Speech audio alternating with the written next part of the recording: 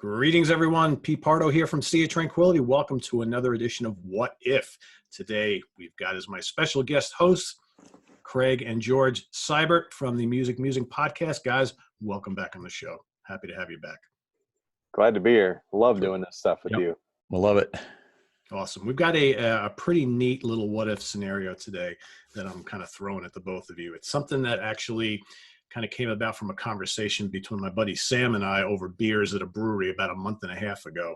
And he's like, you got to do the show. And I said, all right, I'm going to do it. And I know just the two guys who are going to join me to do it. So today's what if scenario is, what if rock drummers were the real rock stars and not the guitar players? Because as we know, in the history of rock and roll, generally speaking, it's either the guitar player or the singer that everybody wants to see, that everybody focuses on, right? But we've had a lot of really good drummers who actually had really cool personalities that kind of could have been that like focus point, right? And this what if scenario is like, well, what if like nobody talked about the guitar players, nobody talked about the singers, and everybody talked about the drummers? Who are some of those cats in the history of rock and roll from way back till today who would have been those like rock star personalities who could have caught the attention of like mainstream music fans?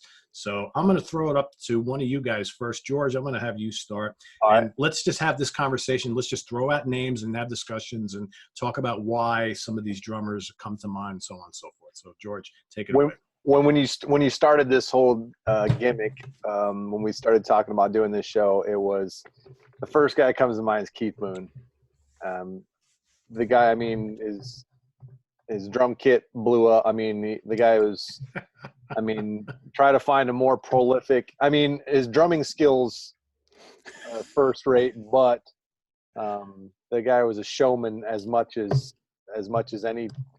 any guy from the 60s and through. I mean, short of Tommy Lee's drum kit spinning upside down. I mean, the guy kind of started that revolution, I think, of drummers could be a focal point in my opinion. I kind of start with Keith Moon.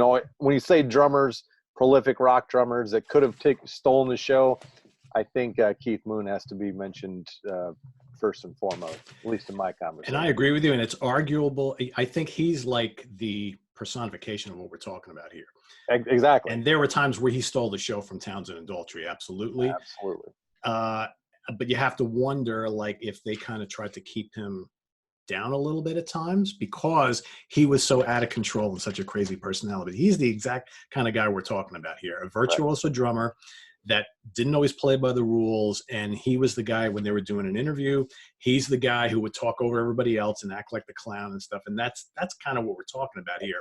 But I think he could back up that crazy personality with his playing.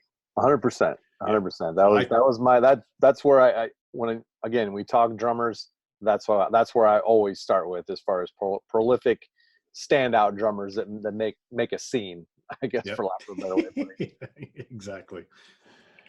Craig, how about you? Okay, so I overthink things. I mean, you might as well just get that down right now. So my thought process is why wasn't it drummers?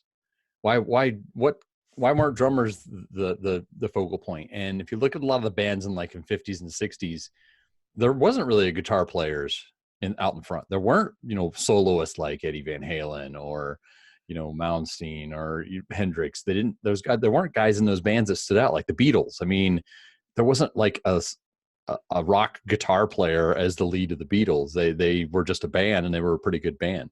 So where was that changeover point? The guitar players did become, the focal point. Was it Van Halen? Was it, Sabbath? Was it, Jimmy Page? Did he kind of start standing out? Where did that spot change? For me, I have to think it's Hendrix. Yeah. That just makes sense. But, even if let's not talk about guitar players for a second. How about vocalists? I mean, right. the singers were, look at the Doors. Right. Morrison, Janis Joplin, the big brother in the holding company, Janis Joplin, right? Yep. So you got back in that era of time, you have all these vocalists who were the rock stars of the time. But I think for whatever reason, I think it was definitely Hendrix. that, and maybe Clapton to an extent too, but I think Clapton and Cream, you had all three guys really. Yeah. But I think Hendrix was the guy that made it cool for the guitar player to be the focal point of the band. But you're right, the Beatles is a perfect example. They're all pretty much equals, but yet most people talk about Lennon and McCartney and not Ringo. Right. He just as much a character as the rest of those guys, right? Yep. And he always gets left out of conversations. And I think that was the first thing that stuck out to me was, why weren't they at first? But yeah, the other thing that stood out to me is maybe it's actually just physical location on the stage. Maybe it's the fact that they're sitting down and that people are in front of them, frontman, quote unquote. Maybe that's what the issue is. For me, like I said, I tend to overthink things. And when go ahead. No, like to slightly disagree, because like Ginger Baker sang. Well, so I mean, like in Cream, he was the drummer and he sang. So I mean, that kind of Phil Collins, not all of it, but I mean some. But I mean, so there's like I don't know. There may have to be like kind of a cutoff point, or like certain bands could have and certain bands couldn't. I mean, if like Led Zeppelin. Oh yeah, that's what I was going to circle around back to. Well, but I mean, how can you decipher one better than the other, like in Led Zeppelin? Well, for Led Zeppelin, I would go with playing more than a standout attitude. I mean, when he was on stage, he was so focused on his playing, but his playing was amazing. When you look at him in comparison to somebody like Keith Moon, who was just, he was in your face the entire time. A lot of, Bonham's stuff was just him playing on the kit and being amazing at what he was doing. So, but again, you look at that in comparison to guitar players, you got the same thing. You got guys like Angus Young who, he's an amazing guitar player in his own right, but not, but he commands attention on the stage. Exactly. Everybody's looking at him. Exactly. Yeah. I mean, I think you're onto a good point. Well, I mean, but Phil Rudd is on my list too, and we'll circle back to that in a minute. But mine too. Yeah, but go ahead. But I want to go back to Cream for a second. So, you had three guys. All three of them sang. Ginger mostly backing vocals, right? But you had Bruce and Clapton at the front of the stage. But here's the key: in that band, all three of those guys soloed all the time. Yeah. And that's why I think most people, when they think of Cream, they look at those three guys as equals. Whereas until like maybe the late 60s, early 70s, you didn't get a lot of rock drummers who soloed for 10, 15 minutes, right? Like Bonham did, like Carl Palmer from Emerson. Peart. Yeah, exactly, right? Yeah. So I think, to Craig's point, they sat in the back, they held down the rhythm. I mean, Charlie Watts from the Stones is a perfect example. Oh, yeah. He's just like, yeah, exactly. He's just there, but he's the glue that holds that whole band together. But yet nobody ever wanted to talk to him in an interview. He was never featured in interviews, hardly at all, right? Everything was about Keith and Mick. Yep. Always. And then eventually, Ronnie and what have you. But it's just, could Charlie Watts have been, based on his personality, probably not. He's not that kind of guy. But there's a lot of guys we mentioned. Bonham was a character. Bonham, if Page and Plant weren't like the kind of focus of that band, Bonham could have carried and been that rock star. He had the personality. He was big burly guy, He was so ingrained though with what he was doing that he was so entranced with playing those beats and stuff and making them sound. He was a perfectionist. Everybody kind of knew that. So I don't think that would have lent him the time or effort to do that. And he never came across on stage like he wanted that. Right. He never As opposed to Keith Moon. Exactly. Keith Moon wanted people looking at him. He wanted people looking at him all the time. Yes. Well, yeah, yes. And Keith Moon had to fight for attention. When Townsend's out there smashing guitars, you have to blow your drum kit up. What are you going to do? Right? You got to compete, right? Well, how are you going to compete with that? Not to beat the dead horse on where they are on stage as well, but it's also not mobile. Singers take their microphones. Guitars move around with their guitars. You can't just pick up. Well, I guess Tommy Lee. I guess you can, but with a little help from the hydraulics and everything, right? Well, but if you look at that, he was kind of. He was probably the closest thing to that idea. What we're talking about, absolutely. Of what we're talking about in more recent times, right? Keith Moon again. That was such a short-lived, history for the Who, but for Motley Crue, they were all rock stars in that band. They were all, upside down drum kits and smashing guitars and all that kind of stuff. So I think, George, what else you got on your list? Give me another one on your list. Stewart Copeland of the Police. But again, attitude. I mean, I think he's an amazing drummer, but does it fall into the attitude realm, or does it fall into the style? I think so. He was mainly, I mean, like Sting and Andy were quieter during interviews. I think Stewart Copeland kind of stood out in his. I mean, we've never had an intentional conversation about the best three-piece band ever. Craig and I joke about it a lot, but but Pete's eyes are rolling. I can see Pete's eyes rolling. Yeah, the police always came off as like fast forward 20 years of Cream. I mean, you've got it only kind of a role reversal. I mean, Sting on bass, Andy on guitar, and Stewart Copeland's drumming was I think there was just a level of, he stood out to me in a band where, I mean, obviously Sting, is prolific as far as, but the Police's career was very, very short-lived. People think that they've got this huge catalog. And what they do, 4 albums? Or was it 5, something like that? Yeah, not many. A really short, I mean, like 79 to 84, and they shut it off. Yep. They really shut it off. I kind of liken the Police in a weird way to Rush. So here you have this 3-piece where really all 3 guys were pretty equal. Right. And I mean, I know it's with the Police, Sting eventually became, he was kind of the face of the Police. But you look at Rush, you got Alex, Geddy, and Neil. And all 3 of those, when they did interviews, all 3 of them were there. Right. When you went to a Rush concert, you went to see all 3 of those guys. And Neil, I think a lot of people, he really had a lot of fans who were like, one of the main reasons they loved Rush was his drumming. But again, a quiet guy for the most part. I mean, all 3 of those guys were pretty mellow. But the Police is a great example, because I think Stewart, even after the Police broke up, he went and did all sorts of other projects. He pops up all over the place. Yeah. But it's like, but he never, from his days in the Police, he never had that I'm the main guy in the Police to kind of carry over into the rest of his career like Sting did. And again, why? Because I think he was a pretty interesting guy and still is. Yeah, and frontman, and obviously incredibly uber talented on the bass and so on and so forth. The singer, songwriter, and performer. So I mean, but I really think that it's honestly just location on the stage that really kept a lot of that. You talked about singers being possibly the out front for a while and then kind of moved into guitars.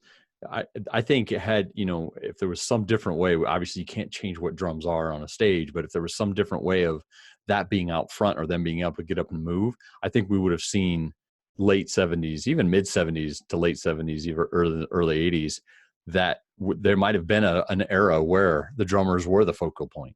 The drummers were the standout person. Everybody came to see the drummer, and drummers had solos and all these songs and stuff. And, if you look at a lot of the songs from the 60s and 70s, the guitar solos kind of started crescendoing at that, towards the end of the 60s, early 70s.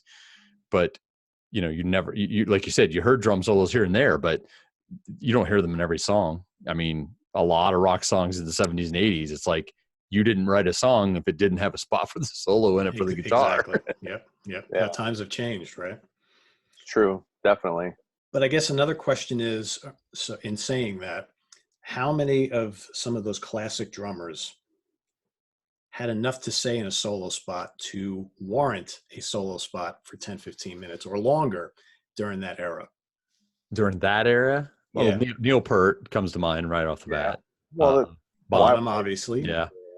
Moon never did. I mean, if you watch or listen to a lot of like those classic Who live recordings, I mean, there was never a 10-minute solo spot for Moon. He would play like these insane bursts within songs or in like these little jams or whatever, but it was never like, here's Keith Moon and he's out there playing for 10, 15 minutes and the rest of the guys leave the stage. Like Zeppelin would do for Bonham, like the guys in Rush would do for Neil, so on and so forth, and a lot of other guys. But I guess for me, and again, because I'm not a drummer and I've never been overly attached to drummers per se, for me, there's very few drummers that I would want to hear play a 10-minute solo. Yeah, agreed. Very few. No, that's most certainly. Yeah. I mean, even nowadays, I mean,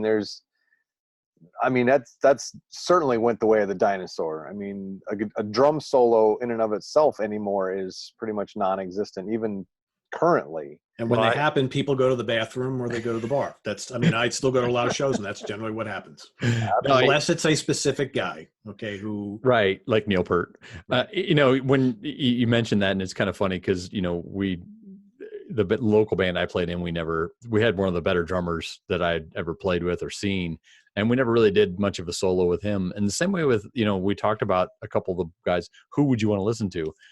I can name 5 off the top of my head, and that's about as far as it goes. I mean, who was a drummer for Deep Purple? Ian Pace. Yeah. He's still great. He's one of the most solid, not just because they're my favorite band, but he is one of the most solid drummers ever to play rock music. I mean, guy's amazing. Always. And I would say current, the later rock years, obviously, Tommy Lee would be the one I could think of. See, I mean, for me, it's different. Like I'm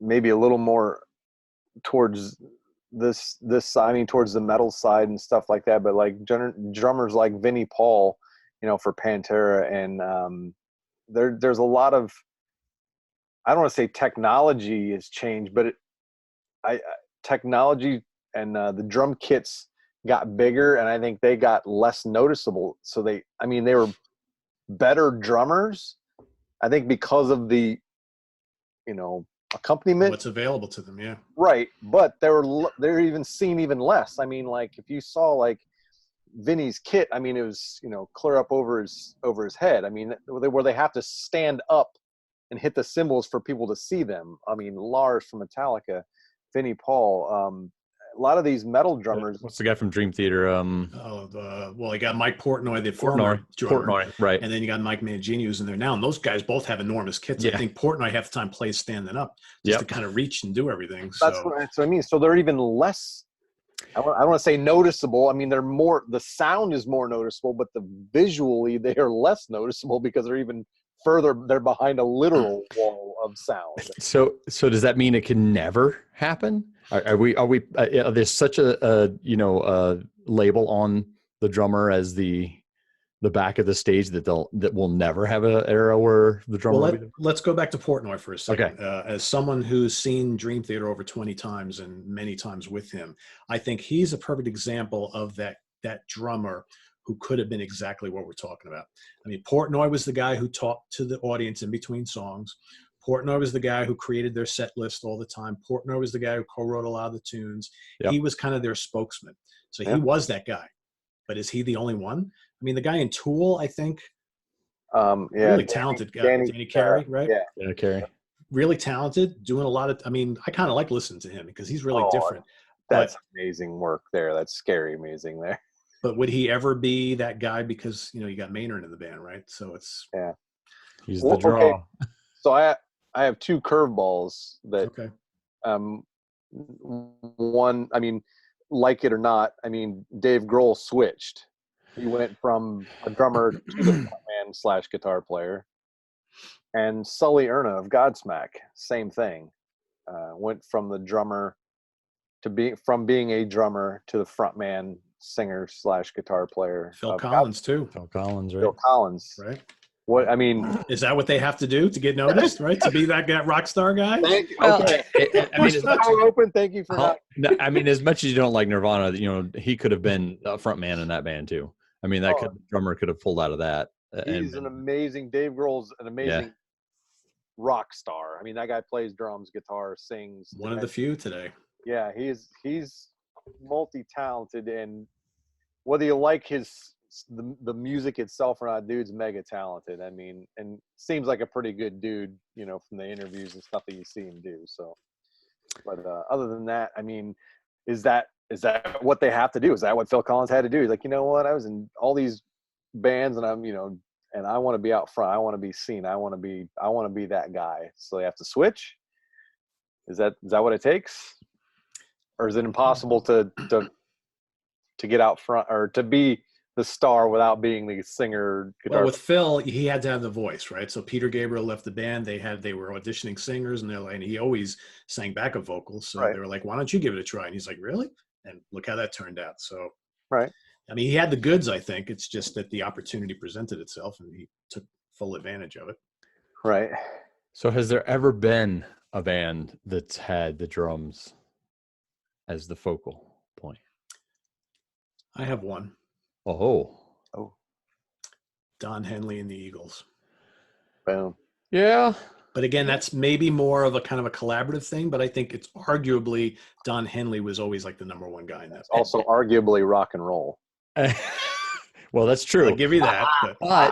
But I think that's also, again, the product of the rest of the band being very mellow, very not standoutish, not, until Joe Walsh came around. Walsh was, right? Walsh was kind of the odd one, but yeah, I think that was the bass player and Glenn Frey were having fist fights over what song they didn't want to play. What the hell song was he didn't want to play? And that might have been the other guitar player, Don Felder. I know they didn't get along with him at all, or vice versa. So yeah, and there was a big fight, and he left the band because he didn't want to play the same song every night or something like that. But, Hotel California.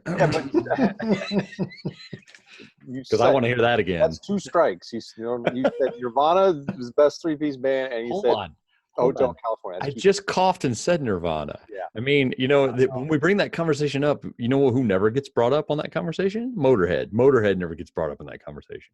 Why not? Because I don't think they're the best 3-piece band anyway. That's a tangent. But no, seriously, Don Henley sang a lot. Yeah. Played drums a lot. I mean, he was the drummer and the singer in that band. So yeah, you could have put him on the front of the stage and that band would have made it just as big. They were usually set up like where his kit was out mid-range. They were towards the sides of him a lot because of the vocals. Because to get his vocals past the drum. Yeah, they were all basically they were all standing right next to each other. So you had the drums right in the middle, or even to the left a little bit, and then you had usually I think it was either the bass Timothy Schmidt or Don Felder, and then Glenn Frey was right next to Henley, and then Walsh usually was all the way on the right side. So all right next to each other. So again, maybe it was just placement. Maybe it's some of those bands could have had that drummer rock star status if they'd have set their stage up a little bit different and put the drummers out there where they could hear them. Maybe Hendrix and the Experience did the same thing. True. You had Mitch Mitchell, Noel Redding, and Hendrix all were right there next to each other. Cream did the same thing as well. Yeah, I was just gonna say Cream was notorious for that. They were basically in a line. Yeah. So an interesting point to bring up: all these bands we just talked about, all those drummers had relatively small kits. Yes, I was gonna say about Keith Moon too. Keith Moon played a smaller kit too, and he also wasn't all the way in the back either. Yep. That's where I was getting. That's what I was getting at. Nowadays, it's almost impossible to see them, let alone have them stand out. I mean, their playing is the drummers and the kits and the drumming ability is not getting worse. That's for sure. No. The talent level is otherworldly, but you see them less and you don't notice them as much. And I think that's almost a marketing thing. And I think Craig is really onto something as far as they're in the back. So for that reason, they're just there to set the rhythm, to set the pace, to not be that superstar, to not take away from our guitar shredder, to not take away from the dude in zebra striped assless chaps. Had to get that in there, didn't you? Of course. So I've got a little curveball to kind of take us out on this. All right. So we've been talking about all these guys and all these bands and who coulda, shoulda, woulda, and all that kind of stuff. So I'd like for each one of us to name one band that could not have made it were it not for their drummer. Where you think that if that drummer was not in the band and it was someone else, that it just would not have been the same. That they were so important to that band sound. Go ahead, Craig. Pick me. Go ahead. Led Zeppelin.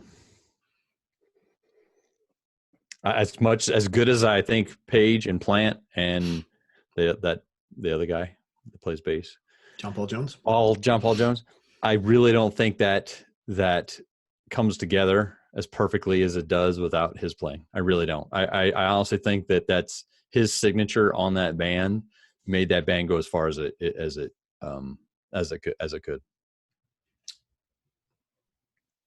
That was going to be my pick, so I'm going to pick someone else then. Iron Maiden. Really? Yeah. I think Nico. Oh, You're talking Nico, right? So since okay. Yeah, I don't think they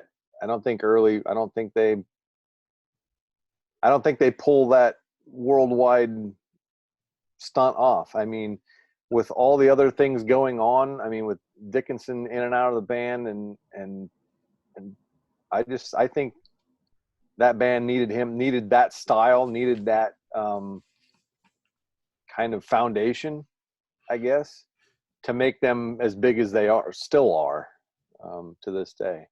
He's the guy I think that we've taken for granted in that band all these years. And he's always been there, right? That's why, and I think that's why I said that, because he's almost unnoticed, but almost that band wouldn't sound the same. And he impeccably solid album after album, tour after tour. I mean, that's a great pick. Yeah. That's a really great pick. I've always just kind of thought that he was the backbone, the unsung hero kind of that band. So. If I say Nirvana is my second pick, does it erase the other one? Yes. Yes, it does. Okay. Go ahead, Pete. All right. So since I can't pick Zeppelin and Bonham here, I'm going to have to go with Neil from Rush. And I'll tell you why. Yeah. That was on my list. Because, I mean, I love Rush's first album a lot with their original drummer, John Rutsey. But I just don't know if he had stayed in the band, would they have kind of kept on that bluesy, heavy rock path for album after album and eventually faded into obscurity? Do they take on that more kind of complicated, almost metal sound with lots of prog, with those great lyrics and arrangements? And I mean, I think that Rush doesn't become Rush as we know it and knew it throughout the 70s if Neil doesn't join the band. And I just think that you take him out of that equation, it would have never been the same. It's valid. I 100% agree. I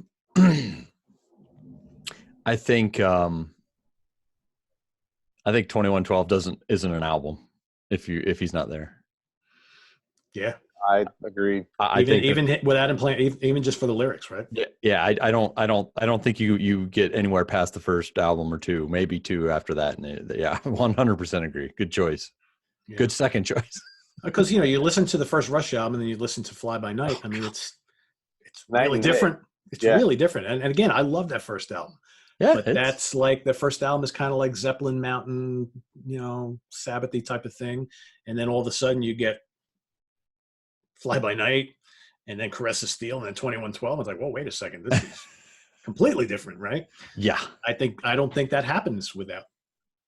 Yeah, they don't survive the 80s with the original drummer. No, absolutely not. And I think they transitioned well through the 80s with him because I completely agree. Without him, I don't think they transition. I think they die like the rest of them, or most of them, I should say. Yeah. So. Agreed. Cool. Well, guys, good conversation as always.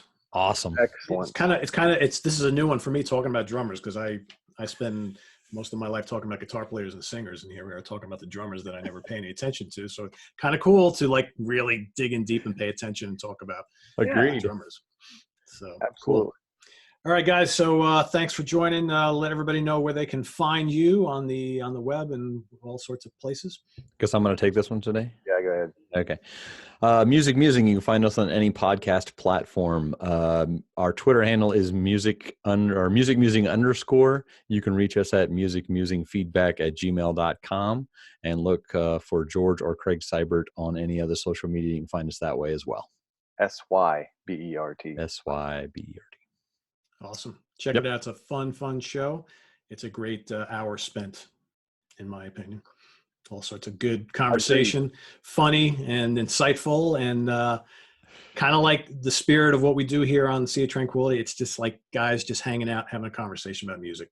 That's what it's all about. It's What we meant to be love. fun. Yeah, it's just meant to be fun. And, you know, and if you just like watching people talk about music and, you know, maybe hearing some information you never heard about, some bands you never heard about, or just talking about bands you love, that's what it's all about. So Craig and George are both kind of like-minded with me, and that's, I think, why we get along so great. We do all these shows together. So thanks again, guys, for joining us. So everybody, make sure you visit us on the web at www.seatranquility.org. We're on Facebook, we're on Twitter, of course, we're here on YouTube every day. Tune in tomorrow. We've got some classic live album wars coming at you. We're hot and heavy in round 2 of the tournament. You don't want to miss that. Craig and George are coming back. We've got a rant we're working on for you as well, so stay tuned for that. Don't want to miss that one. You better not. All right, everybody, take care. Thanks again, guys, and we'll see you all real soon. Bye-bye. Yeah.